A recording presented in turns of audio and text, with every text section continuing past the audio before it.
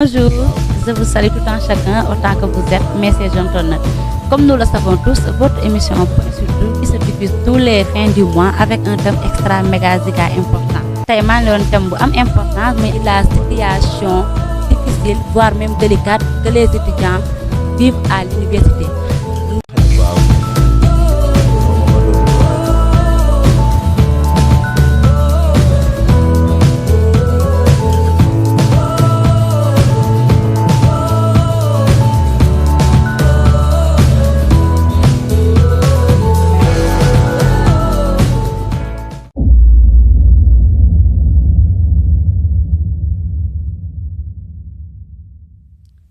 Ci ànd ak suñu invité spécial monsieur Ahmadou Bamba Sène monsieur Sène bonjour ak dalal la jàmm suñu plateau. Bonsoir je dirais Aïcha maa ngi lay siyaar di la bëggee di kontaan ci invitation bi di ziar ñëpp ñiy teewlu seen chaîne bi vraiment di leen jaajëfal bu baax ci liggéey bu rafet bi. Monsieur Ahmadou Bamba Sène avant ñoo dugg ci thème bi direct bëggoon naa nga présenté wu wax kan mooy Ahmadou Bamba Sène voilà. waaw bon Ahmadou Bamba Sène lañ gën a miin communément mais sama état civil li ci nekk mooy Serigne Ahmadou Sène donc je suis doctorant en droit privé à la faculté des sciences juridiques et politiques de l'UCAD. Par ailleurs président sortant de l'amicale des étudiants de la dite faculté pendant 2 mandats consécutifs. Donc, j'ai également été le président de l'amicale des élèves et étudiants ressortissants de Gandiaye en 2014. L'AMERGA, je l'ai dirigé. Également, j'ai eu à occuper aussi une responsabilité au niveau de l'UREC, l'Union régionale des étudiants de Kaolack, de 2014 à 2016. Donc, j'ai été donc le chargé des relations extérieures. C'est bon. Ni nga ko waxee sànq sa biir wax dama dégg nga ne da nga nekkoon ancien président amicalu élèves yi nekk université les étudiants donc yow war ngaa mën a xam ci problème yi étudiants yi dund léegi su ma la bëggoon a xam problème yooyu fan la jóge ak tamit yéen yow mi nga xamante ni yow nekkoon nga ancien président bi lan nga ko jàngatee yan jéego nga ci def daal pour jàppale leen waaw question boobu dinaa sawar pour tontu ci trop parce que dund naa ko ak ñoom quoi je l'ai vécu avec les étudiants je pense que bi may nekk président AMERGA def nañ ay jéego yu bari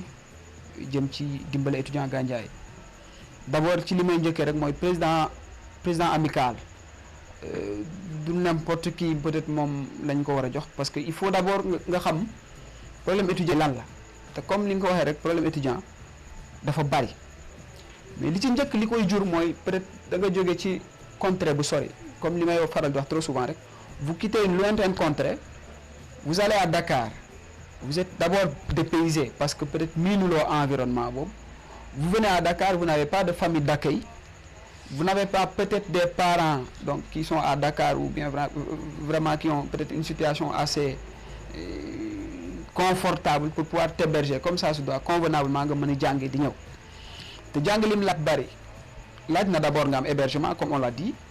laaj na nga am ay ressources financières yu doy pour mën di lekk d'abord parce que comme li ñuy wax ci olof rek saaku bu deful du taxaw ci beneen anam aussi mooy documentation te loolu yëpp ay moyens la su fekkente ne alors da ngaa quitter Gandiaye pour dem à l'université et que loolu yëpp réunirul c'est difficile pour nga mën ci génn ay problèmes la ñuy jànkonteel te ku nekk xam na ne c'est l'État aujourd'hui qui détient cette mission-là régalienne donc de faire de sorte que tous les étudiants puissent être vraiment dans les conditions idoines pour pouvoir étudier dans les meilleures conditions et que cet État-là n'a pas toutes les ressources nécessaires pour pouvoir le donner à tous les étudiants. Normalement on dit que ku nekk boo ko garantir li ñuy wax le droit à l'éducation rek war nga ko mën a garantir également mu am tous les éléments qui arborent ce droit-là à l'éducation que ce soit logement, restauration, documentation, peut-être la paix et la quiétude que les études demandent, État moo ko waroon gérer mais je pense pas que l'État puisse réussir donc cette politique-là d'une manière générale ku nekk xam na ne on est dans un pays sous-développé l'État ne peut pas loger tous les étudiants alors vous venez de Gandiaye vous venez d'une lointaine contrée vous êtes à Dakar vous n'avez pas de famille d'accueil vous êtes soit obligé de prendre une chambre quelque part et de payer donc le loyer, ce qui n'est pas évident pour tout le monde. Si vous ne l'avez pas, vous serez obligé peut-être d'aller chercher quelqu'un qui vous clandote à l'université. Sous sorti bon, on peut dire que peut-être tes études seront vouées à l'échec. Loolu yëpp nekk ay problèmes yoo xam ne nii vraiment donc étudiants yi dañ koy jànkonteel. Et je pense que comme ñun ñëpp xam nañ ne le peu que l'État a peut-être il peut l'investir mais mënul jot ñëpp. C'est normal ñuy am souffrance ak problème yu demee noonu. Alors man par exemple quand j'ai été le président de la Merga, on est venu et on a trouvé vraiment une situation délétère. Je pourrais taire quelques informations parce que je me dis que peut-être il y va de la dignité de certaines personnes. Mais bi ñuy ñëw ñun fekkoon nañu Amerga mu nekk ci situation bu xaw doy waar critique. On a trouvé 0 franc à la base et d'ailleurs je profite de l'occasion vraiment pour saluer le courage de toutes ces personnes-là qui se sont engagées à l'époque au moment où je prenais les rênes de l'amicale. En l'occurrence Kholé Diouf aujourd'hui qui est en France, il fut le secrétaire général d'alors. Il y a les Mamadou Faye Dabo, bari nañ Ali Seck, Amdi Moustapha Diop aujourd'hui qui est de la douane. Moom moo nekkoon le président de la commission sociale. Donc ils étaient nombreux, des gens vraiment qui s'étaient engagés à redorer le blason de l'amicale. Alors bi ñu ñëwee on a trouvé vraiment 0 franc dans les caisses, une situation très délétère. Au début même les gens ont failli renoncer. Mais il a fallu ñu def ci suñu jom, def ci fulla ak fayda ak ngor et vraiment ba redresser waat ko. Dans un délai vraiment relativement court fexe nañ ba am ay ressources dalal étudiants yi ci conditions yi ñu waroon ñëwee ñoom ñëpp am nañ bac, les nouveaux bacheliers ils étaient là, ils ne pouvaient compter que sur leurs aînés. Mais góorgóorlu nañ ba bi ñu ñëwee au moins ñu accueillir ñenn ñi góorgóorlu ñu mën a dugal à l'université ci yenn chambre yi ñu dugal leen fa. L'appartement était vraiment dans une situation délicate doy na waar. Appartement bi pour rappel 2006 lañ ko am, l'appartement des étudiants de Gandiaye. Alors il y a des grands comme nan lañ koy tuddee encore Ibrahima Faye je pense mu ngi dëkk fii Angoulane ñoom seen époque je pense ñoom ñoo jëloon appartement boobu donc la mairie moo ko doon fay, la municipalité. Mais doyatul woon parce que tamit du fait que étudiants yi dañuy yokku la demande devient de plus en plus forte parce que chaque fois ngay gis année bu ñu am bac rek beneen année bii ñëw dañuy am un nombre beaucoup plus important de bacheliers. Ça veut dire que donc cet appartement là assez petit mënatul woon contenir tous les étudiants de Gandiaye. Alors ñu jànkonteel ay problème ci appartement bi il a fallu ñu rénover appartement boobu dañ ko repeindre à partir de sama mandat 2014 boobu ci lañu repeindre appartement bi yëpp peinturaat ko jënd chaise matelas armoire sax dañ ko jëndaloon étudiants yi à l'époque histoire de les mettre vraiment à l'aise dans des conditions idoines au moins du dëgg pour que ces derniers là puissent étudier à l'aise. On le devait aux étudiants de Gandiaye. Pourquoi? Parce que dama gëm ne nit boo ñëwee ci bërëb ñu dalal la alors teg la ci condition yoo xam ne au moins bu dul am nga lépp aussi am nga lu tane pour nga mën a jàng ba say rakk fekk si la tu as un devoir moral de rendre l'ascenseur. Il fallait donc ñun aussi pour rendre la monnaie de la pièce ñu góorgóorlu pour que étudiants yooyu noonu ñu dalaloon aussi ñu def leen vraiment dans de bonnes conditions. yemuñu foofu def nañu ay dons de tickets à l'époque pour rappel bi ñu ñëwee affaire yi tar je me rappelle un jour am nañ ci anecdote bu doy waar man ak Mbaye Ngom bu dëkk kër Babou Ngom mag la ci Malick Ngom ils étaient tous membres de l'amicale ànd nañ jóge Dakar ma contacté une autorité bu ñuy wax Biram Ndek Ndiaye il habite Kaolack mais à l'époque il fut le directeur du CROUS de Saint-Louis du centre des œuvres de Saint-Louis ñu dem fekki ko UGB dama ko woo ñu waxtaan mu ne ma vous pouvez venir me voir lui il ne savait même pas d'ailleurs qu'on allait quitter Dakar pour moom ñun ñu ngi Saint-Louis ñu quitté Dakar jël oto guddi dañuy daw presque bët à des heures tardives lañu yegg fële UGB xëy le matin dem bureau gis ko waxtaan ak moom expliquer ko situation bu ñu nekk parce qu'on voulait redresser notre amicale. Il nous a donné qu'une enveloppe de 50 000 mais on ne pouvait absolument rien dire parce que au moins lui il nous a permis vraiment de faire bouger les choses. ñu jëlaat bus départ Saint-Louis ñib si Dakar loolu moo nekkoon suñu départ pour mën a redresser amicale loolu lañ jot a am pour départ ñëw defar ay carte membre jàpp yenn gars yi vraiment faire vivre un peu l'ambiance de l'amicale à ces étudiants là qui venaient d'arriver. Quelque temps après ñu dem ci vraiment une autorité boo xam ne nii elle était très disponible muy Mamadou Faye mu jàppale ñu ñu repeindre amicale bi jënd chaise jënd appartement autant pour moi jënd chaise jënd lépp lui il nous a beaucoup aidé pendant ce mandat là mais tam jëf tamit duñ ko suul nañ wax Beaucoup d'autorités qui habitent Gandiaye vraiment ont mis la main à la pâte très sincèrement pour que ñu mën a régler waat mbir maa ngi ciy fàttali ko année boobu la ñu am un don de ticket de 2500 tickets et c'était vraiment à travers les œuvres de Pape Samba Diop moo ñu ko mayoon à l'époque je me rappelle bien jaarale ko ci Pape Song de Diop monsieur le maire ak ñu mel ni ay Abdourahmane Soumaré beaucoup de gens étaient venus vraiment pour nous les apporter ñooñu jàppale woon nañ ñu vraiment ci moment boobu donc ñu redressé waat amical bi les gars qui ont eu à cartoucher à trébucher à l'université parce que je profite de l'occasion pour le dire dem université cartoucher du gàcce vraiment parce que ku dem jàll ku nekk rek xëy na ndimbal suñu borom la conditions yi tar na donc jàll fa sax nekkul jàmbaaru kenn li waa ji wax rek jàmbaar amul yaafus amul ku yàlla dimbale moo am quoi en fait donc ñu dimbale ñenn ñi ñu am insertion dugal leen ci yenn école privée yi parce que on avait des bourses comme fu mel ni ISEC on n'a pas besoin de citer de nom mais y en a qui ont eu à bénéficier vraiment de ces largesses là ñu dimbale ñooñu di def ay caravanes vraiment on a fait beaucoup de choses on a fait des séances de révision ici à Gandiaye donc loolu daal grosso modo peut-être mën naa wax pour résumer parce que li ñu ci war a wax xëy na peut-être mën na gën a yaatu loolu mais def nañ ko vraiment au moment de nos mandats ci Amerga. léegi ñu ñëw ci da ngay gis étudiants yi surtout ma jigéen ñi li ñuy kaas ne ndox li muy ko foofu noonu dafa bari xam nga jigéen moom day soxla ndox léegi yéen gisoo leen ne surtout ma yow ex président ba ancien bi bokk amoo ci woon xalaat benn disposition boo xam mun nañ ko def bu nga xamante ni ndox mi au moins li muy coupé du bëreet ndax ndox mënut a ñàkk a coupé mais li muy coupé boog nekk très rarement par exemple un mois bu ne benn yoon yéen nan ngeen ci taxawee woon ci temps yooyu noonu. waaw ñun moom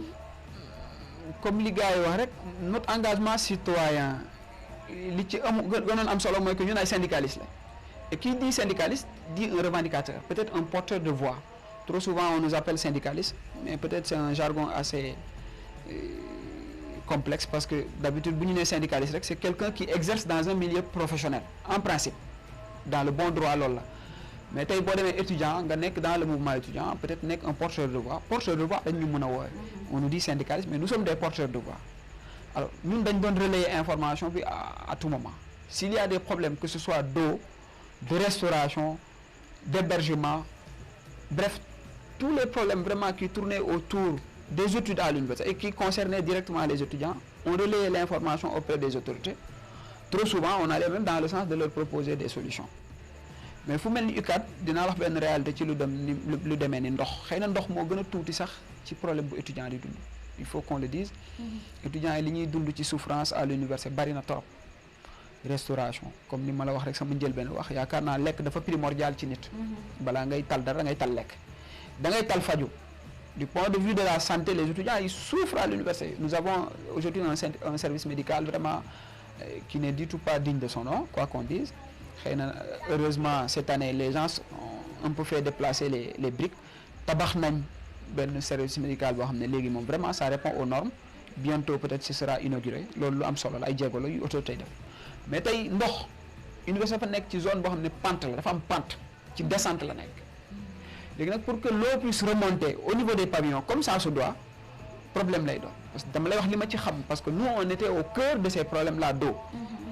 on appelle trop souvent les gens là de la SDE pour ñoom ñu ñëw defal ay yeneen raccordement pour étudiants yi mën di am suffisamment d'eau mais il faut comprendre que l'université Cheikh Anta Diop a été construite pour maximum 25 000 personnes mais si aujourd'hui l'université doit accueillir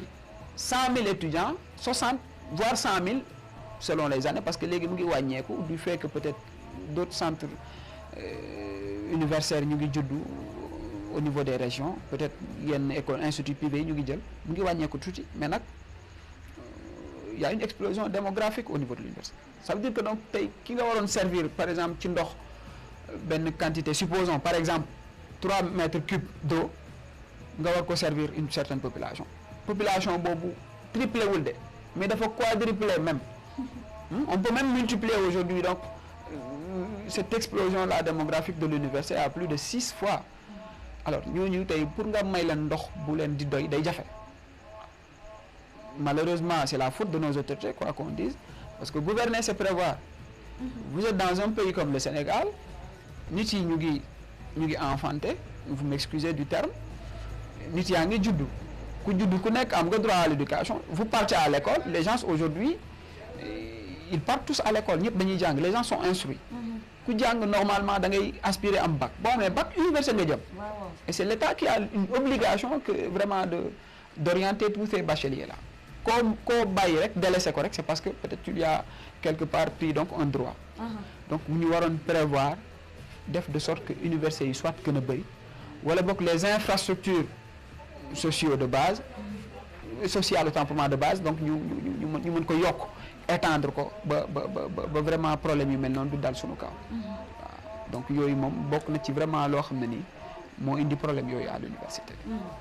léegi ci wàllum bourse yi dañuy gis ne ay élèves yu bëri dañuy grève surtout li muy am ba année bu nekk nga dégg ay étudiants yoo xam ne dañuy grève ngir bourse parfois grève bi day tar trop ba ay ñàkk bakkan di ci am comme kaaw Bassirou Faye bi personne na ndax moom moo récent bokk ci li ma fàttaliku man. léegi yéen ñi nga xam yéen nekkoon ancien président bi yéen ñi tombé woon jamono yooyu noonu yéen la moo ci nekkoon seen jéego ndax man dama gisoon ne xanaa ñoom comme ñoom ñoo leen teg ci place bi ngeen jiite leen waroon ngeen a réunion ñu wax leen métti yéen ngeen dem jàkkaarloog autorités yi ngeen wax leen ko bu fekkee ne kon grève am na dama gis ndax kon yéen ci ànd ak ñoom ci grève bi wala ndax ñoom da ngeen a wax ñoom faale wuñu leen ngeen topp ci wàllum bourse bi yéen nan ngeen leen taxawoo ci ñoom niñ manqué bourse. Effectivement pour être honnête grève yi moom du lu ñuy seetaan étudiants yi def ñun ñu toog di xool déedéet d'habitude ñun ñooy initiateurs yi il faut être honnête ñun ñooy initiateur grève yi yu bëri yuy am à l'université en tant que leader parce que bu ñu la jiitalee rek dara moo tax en fait mais soo toogee par exemple état war la fay sa bourse war la ko fay au plus tard le 30 du mois dans les règles parce que tey ku fi nekk fonctionnaire ci réew mi xam nañ ne à partir du 25 commencé nañ fay salaire. Alors étudiant mu nekk koo xam ne nii vraiment naturellement il est vulnérable doole bi mu war a am amu ko parce que amagul benn ressource. Il n'est pas productif parce que amagul xëy amagul dara kuy jàng boo ko bëggee dimbale da nga koy teel a fay bourse bi nga ko war a jox. Alors boo bàyyee nag ba affaire yi yegg ba le 15 du mois fayloo kooku bu wàccee ci tali bi rek sànni xeer wala mu def ay affaire rek c'est parce que jot na quoi waaw damay faral di wax trop souvent ne. État d'habitude dañuy def laxisme ci manière bu ñuy gérer question sociale surtout à l'université parce que le social et la pédagogie vont de pair yow mënuloo dem mukk assurer pédagogie bi tant que social bi d'abord assurer wuñ ko c'est la base en fait c'est le socle su foofu taxaw rek fële du baax mais nag ñun ay alerteurs lañ taxawaay bi ñu ci am mooy su problème amee ñu toog ba le 5 du mois par exemple fay on contacte directement le directeur des bourses ne ko ba léegi fayu leen bourse yi qu'est-ce qui se passe. Il te donne une explication selon laquelle, par exemple, le ministère des Finances doit donner l'ordre au Trésor ñu virer à travers l'Ecobank ñu fay leen bourse yi si tout ce circuit-là n'est pas fait ku ci nekk mën nga dégager sa part de responsabilité peut-être dans la chaîne parce que chaîne la jusqu'à la présidence de la République parce que ay ordre la rek kenn ku nekk di jot mais je pense que tey bu ñu toogee ku ci nekk def sourde oreille ci problème yooyu yow ngay alerter en tant que leader du mouvement étudiant chaque fois nga alerter kenn du la faale ils font la sourde oreille alors que soo wàccee ci tali bi tu fais des casses tu jettes des pierres la police descend elle jette ses grenades lacrymogènes yow tamit nga def li nga war a def après automatiquement balaa journée bi jeex sax ñu commencé fay sinon le lendemain ça veut dire que quelque part tayef am na tayef day am quoi trop souvent donc loolu day nekk loo xam ne nii dañ koy naqarlu et jusque là ça existe bien vrai que ci côté paiement bourse bon am na ay changements yu commencé am parce que léegi désormais nit yi yeggatuñ le 5 te fayuñ bourse yi peut-être jàng nañ aussi état commencé na am jël ay leçons ci xew tey bu ñu demee ba rey Serigne Fallou Sène moom mujj Bassirou Faye c'était en 2014 ça m'a trouvé à l'université Balla Gaye c'était avant mon arrivée à l'université c'était en 2001 beaucoup d'étudiants sont morts au fait dans le cadre du mouvement étudiant te lu mënoon ñàkk la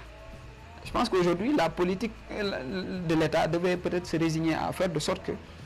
les questions sociales qu'on puisse les régler à la base d'abord balaa mort d'homme di am malheureusement nos autorités ne réagissent que s'il y a mort d'homme te c'est regrettable yaakaar naa comme ñun ñëpp ñoo bokk réew ce serait mal vu que des intellectuels l'étudiant en tant que tel on peut l'appeler intellectuel ñu war a mën a faire face à des policiers les policiers sont des citoyens comme nous sommes tous des citoyens à part égale d'aucuns sont des frères même ñu war a jàkkaarloo xeex sànnante xeer ñii sànni grenade lacrymogène trop souvent d'autres viennent avec l'exprès donc de vouloir tuer ôter la vie d'un étudiant ce qui est regrettable mais loolu yëpp boo koy gis rek mooy réglé wuñu leen problème à la base te vraiment c'est des questions yoo xam ne on doit pouvoir les éviter tey bu ñu demee policier rey étudiant bi nga rey xam nga ne c'est un jeune c'est l'espoir de toute une nation waa këram xëy na dañuy njort ci moom ne dina war a mën a jeexal ay étudiants ba ñëw jël les relèves dimbale leen ci seen ay soucis nga jël bakkanam donc quelque part vraiment c'est écœurant quoi c'est écœurant donc fa la ñu fekk par rapport à Bassirou Faye bi ñu koy faat la veille je le disais récemment dans une émission à Walfadjri la veille dañ ñu recevoir man bokk naa ci on était 9 personnes on a forcé les portes du ministère de l'enseignement supérieur à l'époque c'était sous le règne de Mary Teuw Niane ne ko force dañuy jël parce que fac droit ñun ñoo déclenché woon d'ailleurs grève boobu en 2014 on a fait une grève de 1 mois ferme di décréter rek pour ne serait-ce que nañ fay bourse yi parce que yàgg na dem nañ ba juillet fay bourse te yaakaar naa ki nga war a fay bourse mu jógee dëkk ba sëñ bi ñëw amul temps bu am doole nga téye ko ba juillet fayuloo ko bu wàccee ci tali bi rek tee na quoi dee na gënaluñu quoi veille jour boobu lañ ñu recevoir ñun xamal ñu à 17h que dinañ fay le lendemain xëy na man njortu naa ne loolu tax bokkuma ci ñi ñi rey peut-être wala ñu damm leen te terewul sax malgré tout bi sama camarade yi wàccee ci kaw tali bi sama yaram daw na étudiant bi ma doon ma wàcc ak ñoom ci xeex boobu ci grève boobu c'était regrettable on a tué notre camarade donc mu nekk ay loo xam ne ni ñu mën a éviter la Serigne Fallou Sène ñun ñëpp xam nañ ni mu demee à l'UGB problème social la aussi problème de bourse téye nañ bourse yi jusqu'au 15 du mois lekkul moom ak ay moromam ñu xëy forcé ne dañuy dem au restaurant mais bu ñuy dem cette fois-ci au resto bu ñu joxe ticket on voulait manger sans ticket ku nekk xam na les journées sans ticket les autres m'ont rappelé de l'histoire un peu de l'histoire de Macky Sall notre très cher président quand il fut étudiant à l'UCAD que mus na dem moom forcer les portes du restaurant argentin ne tey damay lekk te du ma joxe ticket parce que fay woon bourse yi alors soo nekkee koo xam ne tu es le pur produit de l'école publique sénégalaise de l'université publique qui a toujours constitué un ascenseur social waruloo seetaan lu mel noonu di am du dëgg et ñu dem ba période boobu booy ne dañuy lekk te duñ joxe ticket yaakaar naa jarul rey quoi très sincèrement ki nga téye busam ba le 15 du mois fayoo ko war nga mën a tolérer mu dugg restaurant lekk te du fay ils ont forcé le pas ils l'ont fait quelques jours le recteur a demandé à ce que les forces de l'ordre la gendarmerie notamment à l'époque d'entrer au niveau de l'université et d'empêcher aux étudiants là de manger sans donner de ticket affrontement am bi affrontement amee ci lañ ko rey muy l'étudiant Serigne Fallou Sène il fut père de famille parce que amoon na soxna amoon na benn doom góorgóorlu il était en deuxième année donc kooku li mu namoon xëy na ci dundam mooy nu mu def ba teral ay waajuram yore njabootam donc c'est douloureux donc trop souvent les gens taxent aux étudiants d'être très indisciplinés mais moi je me dis qu'il n'y a pas plus civilisé qu'un étudiant tey bu ñëwee à l'UCAD on tourne autour de 60 et quelques mille étudiants du dëgg et je pense que ñun ñëpp ñoo cohabité ensemble te dégg bu leen fa massacre am ça veut dire que c'est des gens civilisés qui sont là-bas on dépasse largement la ville de Fatick entièrement tey Fatick am na ay gendarmerie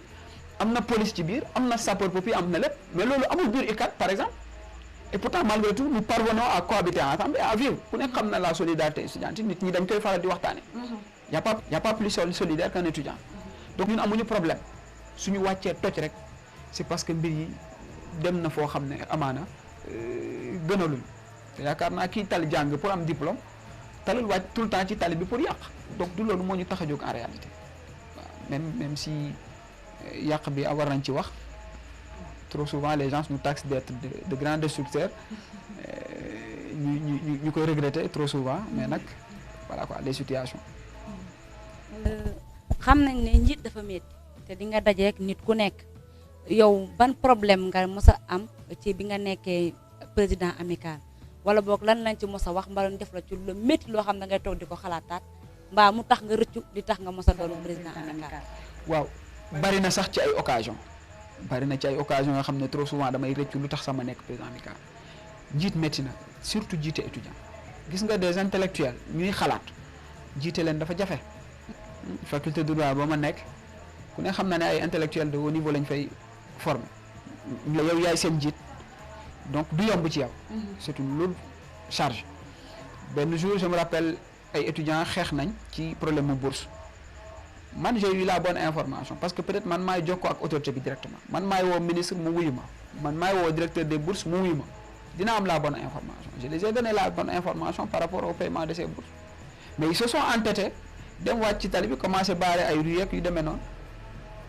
j'ai voulu venir donner une explication et m'interposer mais dañ maa pamti foofu bu baax parce que peut-être j'étais seul et ku ne xam na ne les amicales sont très fortes à l'université. Vous avez des délégués, vous avez en quelque sorte da ngay am bras lourd quoi di nga am nit yoo xam ne très sincèrement tout le temps ils sont autour de toi. Mais comme man j'étais véhiculé maa ngi sama moto ma wàcc fekk leen foofu sur le champ bëgg leen expliquer mais donc on ne comprenne pas mais dañ maa pompe xotti sama yére xotti lépp. Ce jour-là j'ai regretté d'être un dirigeant très sincèrement j'ai voulu coûte que coûte bàyyi luy mouvement étudiant parce que taroon na ci man te lu ne xajoon na ci quoi. lu ne xajoon na ci voilà. c'est sûr dëgg la noonu comme ñu ngi may signaler ne temps bi jeex na bëggoon naa waxtaan bi gën a yaatu nii ndax vraiment ni ñuy waxee ni nga koy décortiquer nii damay am sa envie nekk étudiante léegi dama lay bàyyi nga wax sa mot de la fin comme ça ñu tëj émission bi beneen yoon. waaw le mot de la fin c'est un remerciement sans commune mesure remercier leen yéen di leen jaajëfal ci liggéey bu rafet bi ngeen di def nous sommes tous jeunes et je pense que tey li may faral di wax trop souvent rek la citoyenneté les jeunes doivent se l'approprier tey ñun ñëpp li ñuy def nii lu mel nii dafay bokk ci luy tax suñu réew avancé jëm kanam je pense que ku ne xam na Gandiaye ay jamono yu mel nii amu fi woon xawoon na fi raar trop donc jeunes yi jël initiative def li ñu war a ñaanal lañ di ñaanal fépp fu étudiant nekk rek yàlla na fa nekk fa ci jàmm. y a pas quelque chose qui peut valoir les études moo gën a am solo jeune surtout ndaw li gën a am solo ci moom suñu penseurs yi ak suñu érudits yëpp wax nañ ko mooy xam-xam moo jiitu ci lépp la connaissance d'abord soyez formés et très bien formés pour que vraiment demain nous puissions nous autres aussi gérer vraiment les rênes du pays donc di leen jaajëfal vraiment c'est ça mon mot de la fin donc di jaajëfal waa Gandiaye yëpp parce que tey yombul nga nekk un jeune ñuy dénk la yenn responsabilité nga koy doxal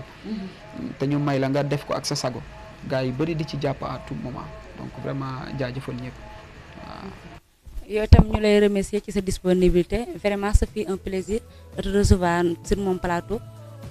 na xam na ne ñëpp xam na ne jot amul mais bàyyi nga sa yitte yëpp ñëw fii rejoindre ñu c'est vraiment beaucoup c'est déjà beaucoup daal